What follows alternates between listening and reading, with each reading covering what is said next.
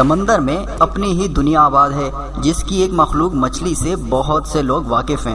بعض لوگ تو خوبصورت اور چھوٹی نسل کی مچھلیاں گھروں میں بھی پالتے ہیں، جبکہ دیو ہیکل اور بڑی مچھلیوں کی تصاویر اور فلم دیکھ کر اللہ کی شان و کبریائی اور اس کی عظمت و ہنر پر ششدر رہ جاتے ہیں۔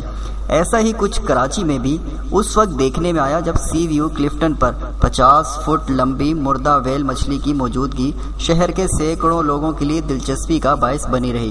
یہ مچھلی 20 ستمبر کو اچانک ساحل پر اس وقت آ گئی تھی جسے دیکھنے کے لیے لوگوں کی لائنیں لگ گئیں۔ بچے، نوجوان، ادھیڑ عمر، خواتین غرض ہر عمر کے لوگوں نے 50 فٹ لمبی اور 15 فٹ چوڑی مچھلی دیکھنے کے لیے کراچی کے دور دراز علاقوں سے کلفٹن تک کا سفر طے کیا۔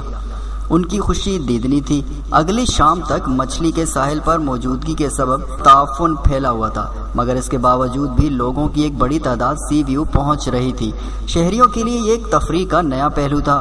وہ سارا دن ہی مچھلی کے ساتھ تصاویر اور ویڈیو بنواتے رہے۔ دوسری جانب انتظامیہ یا متعلقہ اداروں نے مچھلی کی نسل اور اس کے مردہ وجود کو کارآمد بنانے کے لیے ساحل کا رخ ہی نہیں کیا۔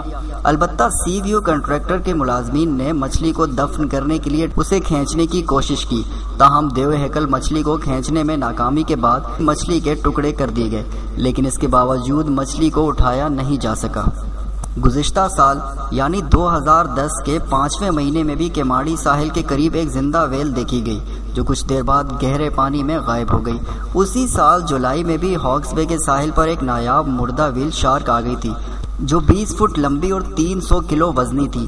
ویل شارک شکار پر عالمی سطح پر پابندی ہے، لیکن ماہرین کے مطابق یہ مچھلی ماہی گیروں کے مخصوص جال میں پھنس کر مری تھی۔